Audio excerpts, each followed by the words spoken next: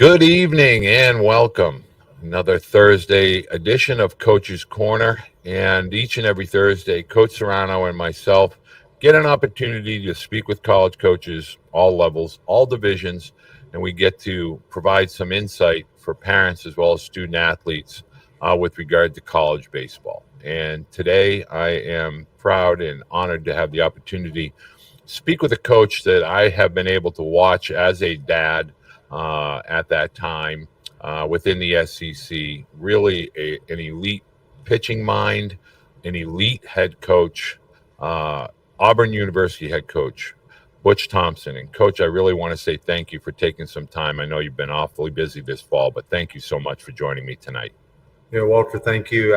First thing as you're talking there, I'm thinking about the difference you're making in college baseball, and that's what we're all trying to do. We're trying to win a championship, of course, but I think at the end of the day, we all know that we're trying to wake up every day in our purpose and make a difference, and you're doing that. And then I know we talked off air, but you got to give Tyler my best. Just seeing him come through this league and being such a great talent, being a part of this league, probably in the middle of my tenure in the Southeastern Conference. I respected him greatly through the recruiting process, seeing him land at Vanderbilt, being a great player. But I absolutely, when you gave me the opportunity, I was excited because I know the following that you have, and I know the information that you're putting out is it is helpful, and it does make a difference because now more than ever, a voice of truth and reason is needed more than ever. Well, I coming from you, I am humbled and honored and really grateful that you took the time to say that. And when I was a little taken aback when I got your email back that you wanted to be a part of it, and I was just with Tyler this weekend, who now lives in Texas, and he shared a great story about your former first baseman, big old Wes. Big guy. Big would be an understatement. You used to call him the old lineman in the middle of that state lineup. But, I think people that don't know your background, you've been in the SEC with Georgia to begin with, then Mississippi State, and obviously now the last, I think we're going on 10 years now at Auburn. And, for me personally, I would love for parents to get a little insight because I think it's the most beautiful campus in the SEC. But can you share, now that you've spent so much time at Auburn, what makes Auburn University such a spectacular campus and opportunity for a potential high school recruit? Yeah, thank you. I started at Georgia in 2002, spent 4 years there, and then my first opportunity to be at Auburn was 2006, 7, and 8. I was the pitching coach at that time for Tom Slater, who was the head baseball coach. And then I went to Mississippi State under John Cohen, who now, believe it or not, is the athletic director at Auburn here for the last couple of years, which is amazing. And then you're dead on. This is my 10th season. Robin and I were speaking the other day how time flies. And what makes Auburn special, I think all of our venues are special. And I know you as a father in this league for 3 years going around to each of the towns, how much fun that it is to spend weekends. And I have friends all over this league, and I'm thankful to be knocking on the door 25 consecutive years in this league, just shy of it. But Auburn checks a lot of boxes. It is when you say college town, I think Auburn could be what pops up in the dictionary as the photo. The location of Auburn, Atlanta's right down the road. The beaches, the Emerald Coast is right there. Currently, this most recent cycle, we had 55,000 applicants for Auburn University, and we accept 6,000 students a year. So it's not as much of a secret as it has been in the past. And it's just, it's a great ACT. So from, all these families listening, if you start looking for a school that might be your fit or match, it's above a 28 average ACT of the student body. So it's we got to get to 55,000 to 6,000 somehow. And it's just a great community to live in, and all the places we've been have been special, but nothing has held a candle to Auburn as far as the experience to raise a family and be in a community. And some of the things that are offered here locally in the college town, it's just been special. And it's felt like home to us when I didn't go to Auburn, Robin didn't go to Auburn. And, but it's felt that way over this past decade. One of the things that I always try to share with parents is the 4 years that the college, as a family, the college experience is such a tremendous environment. And I remember speaking with Tyler and talking to him about the differences between professional baseball and college baseball. And it's often referred to the 4 years of minor league baseball out of high school is called the chain link gang, whereas in college you're dealing with Columbia and Gainesville and Lexington and Nashville, et cetera. Talk a little bit about that level of play at the SEC. I mean, it is weekend in, weekend out. You are dealing with the best of the best every weekend during from mid-March all the way through Hoover. It's quite the deal if you're a high school baseball player, if you get to be in those bright lights of the SEC.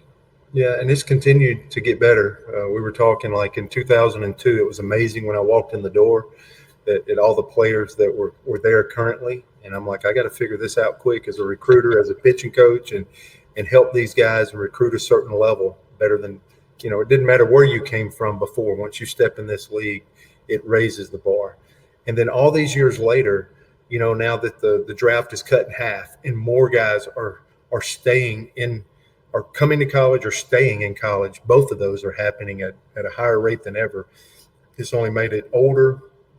It's made it stronger from a standpoint of talent. So for me to be able to report over these 20 plus years, it's only continued to get better and better is pretty amazing to myself to think about. And I think what's awesome now, as we currently sit in these current cycles, as crazy as everything is, the guy that's a premium player that has a sincere chance of one day, if everything falls into place, because it's so hard to do, but if you got a chance to make it to the big leagues, it feels like the college route is a good route as far as especially the Southeastern Conference. And I'm not an expert on everything else, but just being in this league, coming here, staying with your peer group, not jumping a step or leaving a gap there.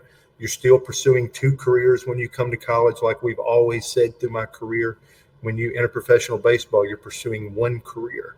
But I just think the maturation process, we talked about, like, every pitch is magnified in our league once you get to it. And those are some things that the league just teaches the players, themselves, without a coach having to do anything. Just going through this league will teach you something where it's packed stadium. You travel, you'll have to make it to the big leagues to be able to travel around and do some things that we are afforded the opportunity and how we treat these players now. So, and then I just say how competitive that it is. We finished last in the Southeastern Conference last year, and that's hurtful for a coach to say that, 2 of the last 5 years we've been to Omaha. Right. This 2 years before this year, we hosted a regional as a top 16 seed. So, and I don't think we have bottomed out. I still think, last year we were 19-4 in our non-conference games against some great competition because we had the number 3 strength of schedule in all of college baseball. So it's just an amazing league. You've seen a couple of teams in our league win the national championship and not make our tournament, our conference tournament the very next year. So, hey, you're signing up for real baseball. And when you see somebody 15-15 in the SEC, they got a chance to go to Omaha and be one of the final 8, if not compete and walk toward a national champion. We've seen that in recent history, and you would have to go to Major League Baseball to see somebody with a 500 record to be that amazing from a skill standpoint. So it is amazing if you want to test yourself. If you come out on the positive side after 2, 3, 4 years, whenever your draft eligible opportunity is presented, if you're above the midline, this league it'll undress you. It'll pick you back up. It'll keep giving you opportunities. And if you stay in the fight and you keep growing, and if you're surrounded with people that are going to be there to stay with you, I think it's an amazing way. And arguably for me, what I try to communicate is maybe the best way to get there. Paul Skeens hadn't hurt us any either. Won the Rookie of the Year, was a phenomenal in our league. And, we've been around, and we can talk about player. I've had the first pick overall too that wore an Auburn uniform here, and Casey Mize, who we just hold in the highest regard. The season that Paul Skeens laid down in the Southeastern Conference was a model of consistency like I haven't seen. And we know how many great pitchers have come through. And then not only did he make it to Major League Baseball in one season, he actually started that all-star game and wins Rookie of the Year. I think now more than ever, our league is a great place for somebody who wants to play in the big leagues. That doesn't change. Just seeing this is maybe arguably the best route to hook it up and get there. Well, I'm going to absolutely 100% agree with that sentiment. I believe that the SEC is the best training ground for any young man or high school athlete that aspires to play the game at the highest level. And you touch upon a couple of really great pitchers in Paul Skeens and Casey Mize. And I think there's no one better to begin. I really would like to discuss this topic. I don't think we hear enough about it. When we talk pitching, typically, people want to kind of be led by the analytics and the metrics and the terminologies like vertical and horizontal and spin rate.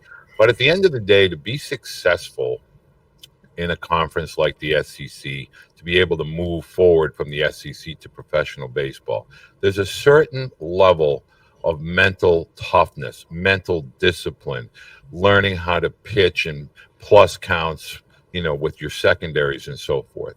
And you are one of the elite pitching mentors in the sport. And I would love for you to talk a little bit about when you're recruiting high school pitchers, how do you get them to understand what awaits them and what you're about to teach them with regard to the mental toughness, mental disciplines that it's going to need to pitch in the SEC? Yeah, I love it. This is what I'm signed up for, and this is what I still love, and being a pitching coach in this league for 15 years and then moving into the head coach's role, Kevin O'Sullivan still does his own pitching, et cetera. You look at different setups. I've been blessed to have Tim Hudson, who was on the Hall of Fame ballot, one of Auburn's greatest, to be the pitching coach here for 3 years and lead a pitching staff to Omaha in 22. Darren Schoenrock, who was my pitching coach in college, was the head coach at Memphis for 19 years, was here 1 year. And now currently we have Everett Tiefert, who was a minor league pitching coordinator for Chicago White Sox, played at Georgia Southern, was a high school product out of Georgia. And I mention those guys because I need to share credit for whatever words I say before I give my opinion. But, Everett's with us now because analytics is here to stay. And, we're one of 10 or less teams in college baseball that have the Kinatrack system now. And the analytics is not going away. And I'm learning. And I need to continue to learn and grow for myself as I'm offering advice, even though I have a pitching coach. And Scott Foxhall is also with me, who was a pitching coach at Mississippi State and was the 21 National Assistant Coach of the Year on their national championship team. So I'm blessed. We're surrounded with some good pitching stuff. But to answer the question, one of the first things I'm doing with young people now is asking them what they throw. And then they step right into it and they say, I throw 93, I throw 95. And I go like, no, I was talking about what's your percentage of strikes overall that you throw. So I want them to tell me 64, 66, 69%. So I'm trying to get their mind changed from what the world's teaching them, because I don't want to be with the herd. We've never been able to develop pitchers with them being in the herd or being generic or being vanilla, all those words. We have to find something that's unique. I think of Paul Skeens and everybody goes, oh, well, that is an amazing talent. But him and Casey Mize, Casey Mize's junior year, the reason why he, wound up lifting to the number one overall pick is, it's 116 strikeouts and 12 walks. That's the lifter. It's the percentage of strikes. And everybody's like, it's a split finger. But to me, it's command. And the definition of command is authority over the baseball. And Skeens has it. And there's just elite command because, there's a bunch of boys that are talented. And for the people listening, I probably looked it over through preparation of video for opponents that we played from just curiosity standpoint. There were over 40 guys in the Southeastern Conference last year that probably touched a 95 from an analytical standpoint that was choking on north of a 5 ERA. So there's got to be more to it. And to me, it's the overall percentage of strikes. And after they get here and with us, when I say, what do you throw? I'm looking for a number, hopefully in the 60s, not the 50s. And So that's one place. And then second, I've been blessed, and this is not to brag. I've been on a team and either recruited and coached or been the head coach of 16 major league pitchers here since 2014, a very blessed run. And I'm just looking at these guys and I'm going, what is it, to answer your question? And so I'm going to say percentage of strikes is number 2. And I'm going to say number 1, the common thread. Some of them had sliders, some of them threw really hard, some of them didn't throw quite as hard. Some of them had the third pitch, some of them could really pitch in, etc. But I think the number 1 common thread is confidence, true self-confidence. And so therefore, after going into year 33 for me, I believe self-confidence is the number 1 variable to human performance. And it was impressed upon me by Dr. Jason Selk, who helps our program, has been with us for 4 years now. And in 21, he put a book out called Relentless Solution Focus. And it's all built around his time with John Wooden, who anything with Wooden's name on it is a good chase. And I would highly recommend that to the people listening tonight, because that's the common thread. Some were left-handed, some were tall, some were short. They had all this different degrees, but self-confidence out of every one of those guys was the common thread. Now there's 150 more that didn't make it, and some of them had more talent and maybe a better pitch or maybe better analytics to something that they did. But the common thread of those boys that got all the way there was confidence. Confidence, percentage of strikes. Because if you just start playing with percentage of strikes and get that on up there, the game's going to favor you. And I don't care if you're Greg Maddux. If you're behind in the count, it didn't favor him either. The thing is, Greg Maddux didn't live there. He didn't throw a plethora of pitches being behind in the count. He was always, we're in a football area down here in Alabama. They were always ahead of the chains. They were not behind the yardage. They were always in third and long. And Greg Maddux and those guys, Casey Mize, Skeens, all the guys that we can sit here and talk about, they absolutely possessed a percentage of strikes better than everybody around them. Probably work ethic, if we're getting to number 3. All the common things that we pump into these young people, who you're running with, all those things matter. But if you just answer the question and not talk all night, it's confidence. And I'm talking real confidence and belief in yourself, how you talk to yourself, how you hold yourself up. Every baseball field that plays real baseball, that's an elevated position, and that pitcher takes it. And that center fielder and that shortstop either want him out there or not. And they're taught to take prep steps, and your ability to raise your percentage of strikes engages synergy within the ranks. And you must have real confidence because you're center stage. And if those are the only 2 things I can impress on somebody, it would at least be a great starting point for what I've seen be the common thread with my guys that have made it. To me, I love that pours over me, because I really hope that parents, and I know that the student athletes will hear that, the confidence and conviction of competing with your best and not trying to worry about what the hitter's strengths are or weaknesses are. As a pitcher, being able to compete with your best, at every opportunity that you get to go up on the bump. And I think more pitchers need to understand there's more than velocity. It's a lot of, first pitch strikes, working ahead, things like that. And, one of the things that I would love for you to share with regard to the Auburn way now, you mentioned, Coach Foxhall, Coach Gross, when you're out now in today's world with regard to the high school athlete, in light of all the changes that are about to take place, where do you feel the role of the high school athlete? Do you still feel that they'll play a significant role with regard to recruiting at Auburn? Do you think that this is going to change the role of the high school athlete? How do you think these things will shake up starting next spring? Well, I know the high school athlete perceived, and at least communication and what people think, they got the short end of the stick. We had COVID, and then we had all this new world stuff with NIL and portal, etc. But we're doubling down. Just whatever my answer is, all you can do is go check. Right. We just brought in 6 or 7 high school guys, and 3 of them were drafted and still came to school.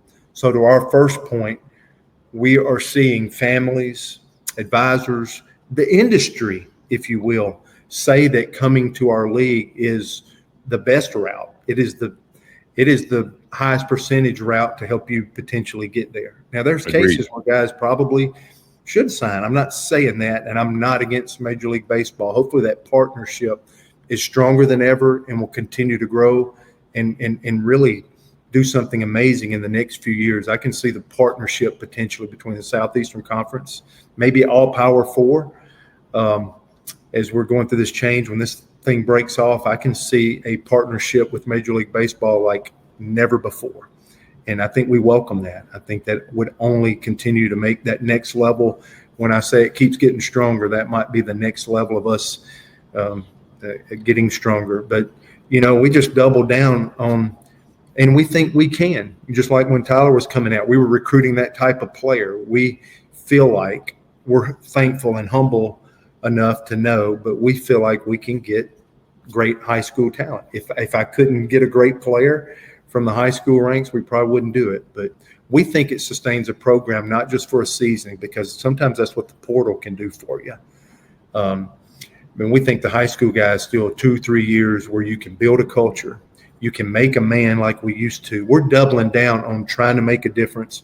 We're doubling down on the Auburn degree having meaning. I think that's what our leadership and our supporters of our program still want. I still think they want me to go to Omaha, try to win a national championship, compete with these amazing, great schools. But I think they want me to make a difference. They still want us to build men like this stuff was set up at Auburn since 1856 and all around. And the high school player is vital to that. So no matter what mainstream is saying, as long as I feel like the program that I get an opportunity to lead right now can competitively get the best high school talent in the country and try to recruit that, we're going to be in the market for that, because I want Auburn degrees. I want them to come back for the rest of their life. And we're all doing the portal. Nobody can deny any of that part or piece, because we have a mandate to be competitive as we possibly can. But we cannot lose the opportunity to make a difference. There are still things that the baseball is huge, but there's some things that are bigger than ball. And those are the things that we're trying to figure out, all those strategies at once to the best of our ability to keep building a great program and making a difference in the development process of players. I'm so glad you touched on that topic, because I had written down here that one of the questions that I was hoping to get in, and this is a great segue for me, I would love for you to discuss, because not only have you've been in college baseball for a few decades now, and I would love for you to talk about the balance. We hear so much about the baseball, and it's all about the sport, it's baseball centric, but really we could pick any school, any college, any university, and it's about the balance of leaving childhood, becoming a young man, a future spouse, a future parent, a future employee or employer, the balance of the collective college experience within baseball, within college baseball particularly. And I would love for you to talk about those moments that you get to share with your former student athletes that come back, whether that be at Georgia or Auburn or even Mississippi State. I know it is meaningful to coaches such as yourself, but can you just talk about that 4-year balance of academics, athletics, social, culture, and the campus life? It plays a significant role in the development of a young man. The players that we coach the longest are usually the players we're the closest to after they leave. There's been some impressionable guys in a short period of time. Sonny DeShera is one of those. He was the 2022 SEC Player of the Year. Had transferred from Samford University to here and was phenomenal. He's at the ballpark today and every day, and got married and moved here. and playing professional baseball and is around all the time. But most of the time, these relationships absolutely are when you see them fail. And we talk about talking about families and players, great players. You're 6'4", 240. You come to the SEC, and it's going to be the best route. And you think it's going to be hard, but that's how you learn how to figure this game out, is to fail and go through some trying times. So this league will absolutely wear you out from time to time and give you some moments, but that's how you grow. You absolutely, it'll prune you. You'll see somebody do something that you can't do, like you walk in and somebody's juggling 3 balls and you can't, but you'll learn how to juggle those 3 balls, and you'll learn how to pick up things from either your teammates or somebody that you're competing against. And to me, that's the magic of the Southeastern Conference. And it's really the failure piece is where the most growth happens. And can you hang in there, and can you play in front of a bunch of people, the biggest venues that you possibly can dream of for our world? Can you step out on that field in Omaha, north of 25,000 people, and be able to get to your stuff, or be able to keep your head and barrel connected, or get that good sound in your leather, or throw the ball where it's supposed to be thrown? Those are the things that you can learn here. But I care deeply, and the greatest thing, and I know you've invested in young people in the game, the neatest thing in the world for a coach, the ultimate payment for a coach, is that 10 years after the fact of, like, you made a difference here. And what we can't forget as coaches is that we're not with them forever. So if I get an amazing young man, and all of them are amazing, but when you get an amazing talent, just know you got those 3 years with them, and that's it. You'll see them when they come back. So you better give them everything that you have. I just remember when you know, Casey Mize rolled out, I'm like, I gave you everything I got. Go. And it's awesome to get a phone call. I'll reach out periodically, but I'm not on top of them. They got to go do a job now. And now there's a wife, and there's an employer, and he has pitching coaches, and he has a whole organization behind him. So our relationship changes. If you're going to teach them the game, if you're going to do something, you got those 2 or 3 years. But man, these relationships are deep. The longer you get to spend with somebody is pretty amazing. And those people are just absolutely dear to you for all your days. And so it's important. It's important for us as coaches, because you just start taking all the great coaches in our league and you look at the programs and see, for us to continue to keep getting great players, we got to have a real identity. John Maxwell, when I was coaching at Georgia, he came and talked. Mark Richt was the football coach at the time. And John Maxwell came and spoke to all the coaches at Georgia and all the sports. And he's like, hey, all you recruiting coordinators. And it hit on me and perked me up. And he said, don't forget now, you get who you are, not always who you want. And so when I got here, I knew at Auburn that we had to absolutely set a program with identity, because that's really how you attract. It's not like super recruiting. I know everything's important, but the best way to recruit is to have a sincere identity that attracts others when somebody can see. And I'm telling you, the best coaches in our league, you can start looking around, you can start seeing, and you go like, that coach, that program, and they're known for this. This is their strengths. These are maybe their challenges, but nonetheless, I just hope that we're a program now that absolutely is set up. We started finally getting into some building and stuff like that, but I hope we have a sincere identity, because Coach Wooden was into his second decade before those 10 happened. Coach Corbin, who's been somebody that I've sat there and watched from day one, that I just respected so much. It was 10 years for that thing started hooking up, and everybody thought it would happen that it was happening from day one. I'm hoping to follow suit and a trend with my own program the same way. This stuff is hard. This stuff takes a while to build. I'm not talking about having a good team. I'm talking about having an amazing program with identity.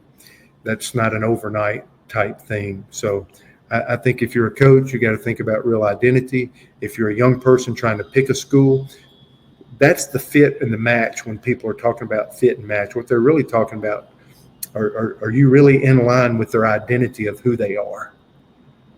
That's important. Don't forget that piece, because there's happiness there. Those are your closest relationships there. And I know I was talking about the coach player, but maybe the strongest bond of all this stuff is the player. I agree. That's your golf foursome someday. And that's what I hate desperately, is bother me now. I don't want the kids to lose that. I don't want that to go away where it's bounce. That's a part I want to hold on to. I'm not saying everything's negative that's coming and all the transition that we're about to do. I'm hopefully we look back and say, like, hey, we got through that time and things are restored and we're back to, feeling decent about what we're doing. But what I desperately don't want to lose is for people getting their closest friends that they're ever going to have in their life through these college relationships. I don't want that to go away, because that may be stronger than the coach player, that player. What's your group of guys? We did just have the number 3, number 2. It just depends on where you look, recruiting class in all of America. And all that was about 8 young men saying, we're going to do this together. And man, how fortunate am I where I got 8 guys that absolutely, and it just organically happened. Or if I knew the trick, I would do it every year I ever coached to figure it out. But the power within that group for them to lock shields with one another and walk in here, give me optimism. It gives me hope. Like, I am not, in a place where, like, coming off a tough year where I feel like we're abandoned and our program's gone. And I think that's taken a long time to build. And I got a special group that hopefully of parents and players that have understood what I'm trying to talk about. It's important who your pitching coach is. It's important who your head coach is. It's important that you like the college. It's important what you're studying. But don't forget about that group with you every single day. At the end of the day, you're going to spend the most time in the world with those people. And check out the identity piece of who you're going to live with and who you're going to interact with each and every day. That's a huge one. I don't, in this day and time, I hate hearing it, but I got to do what's best for me. And I just hear me and I a little too much, and nobody's trying to be bad. They don't even realize that they're saying it. And what I want is, hopefully, even if they're the player I get, I'm trying to do everything in my power for them to understand the other side.